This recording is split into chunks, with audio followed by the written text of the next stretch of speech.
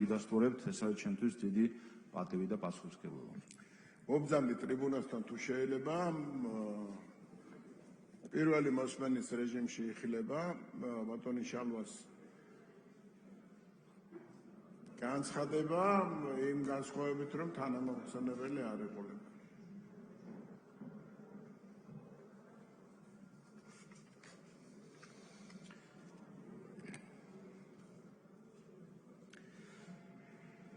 მოგესალმებით ბატონო თავმჯდომარე, მოგესალმებით პარლამენტის წევრებო, მივესალმებით ჩვენი ქვეყნის თითოეულ მოქალაქეს. პირველ რიგში მინდა მადლობა გადაუხადო საპარლამენტო უმრავლესობას პარლამენტის თავმჯდომარის თანამდებობაზე წარდგენისთვის და გამოცხადებული ნდობისთვის. ეს არის უდიდესი პატივი და პასუხისმგებლობა საზოგადოებისა და ჩვენი პოლიტიკური გუნდის წინაშე. შესაბამისად, ამ თანამდებობაზე გავაკეთებ ყველაფერს, რომ ჩვენს ქვეყანას და ხალხს ღირსეულად ვემსახურო.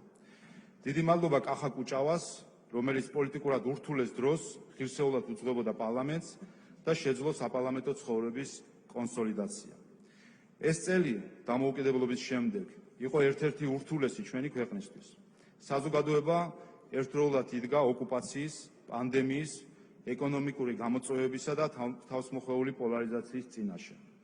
მიუხედავად ამ ურთულესი გამოწვევებისა, ჩვენი გუნდის ხელმძღვანელობით შევინარჩუნეთ მშვიდობა უკან დახევის გარეშე, გადავლახეთ პანდემიის რამდენიმე მძიმე ტალღა, ქვეყნის ეკონომიკა დაუბრუნეთ პანდემიამდე მდგომარეობას, ადგილობრივი თვითმმართველობის არჩევნების სათანადო ჩატარების შევქმნით მყარი საფუძველი ქვეყნის პოლიტიკური სტაბილურობისთვის.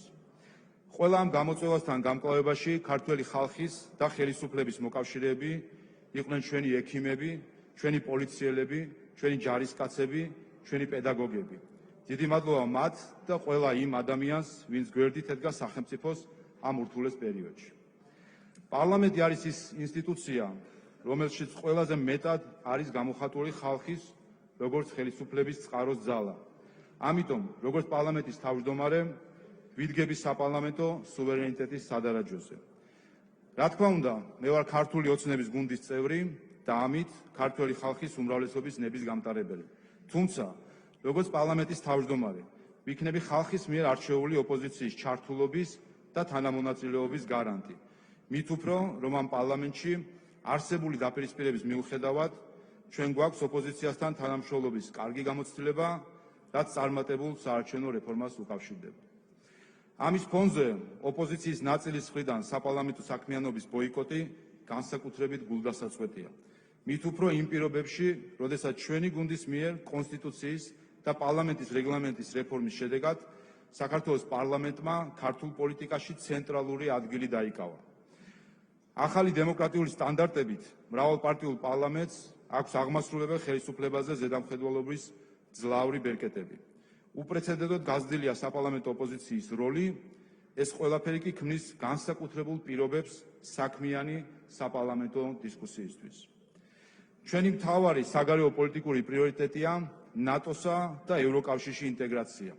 როგორც მოგეხსენებათ, ჩვენს პოლიტიკურ გუნდს აქვს ამბიციური ამოცანა 2024 წელს წარადგინოს განაცხადი ევროკავშირის წევრობაზე. სწორედ ამიტომ მომდევნო 3 წელი იქნება პერიოდი, როდესაც ჩვენ წინ გველი საკანონმდებლო რეფორმები დატვირთული დღის წესრიგი, რომელმაც გარდამტეხი როლი უნდა შეასრულოს ევროკავშირთან ჩვენი ქვეყნის საკანონმდებლო და ინსტიტუციურ დაახლოებაში და ახალ ნიშნულზე მიიყვანოს ქვეყნის დემოკრატიული განვითარება. ჩვენი ეროვნული ამოცანაა ქვეყნის გამთლიანება და ჩვენი აფხაზი და ოსი დების და ძმების დაბრუნება. და ეს პარლამენტი სრულფასოვანი იქნება მხოლოდ მაშინ, როდესაც ამ დარბაზში ჩვენთან ერთად აფხაზეთიდან და ცხინვალის რეგიონიდან არჩეული წარმომადგენლები ისხდებიან. ეს ის ამოცანაა, რომელიც თითოეულ ჩვენგანს უნდა აერთიანებდეს. ჩვენ გვაქვს გამორჩეული ქვეყანა, ღირსეული ხალხით, უნიკალური ისტორიით, დიდარი კულტურით და სულიერების სადარაჯო მდგომი ეკლესიით. ეს ქვეყანა და ეს ხალხი იმსახურებს ერთიანობას, კეთილდღეობას, წინსვლას და განვითარებას. და სწორედ ამიტომ ჩვენი განსაკუთრებული ვალია, ჩვენი ფიქრი და საქმე მიუძღვნათ ამ მიზანს. ეს იქნება ჩემი, როგორც პარლამენტის თავმჯდომარის მთავარი ამოცანა. ღმერთი იყოს ჩვენი მფარველი. მადლობა.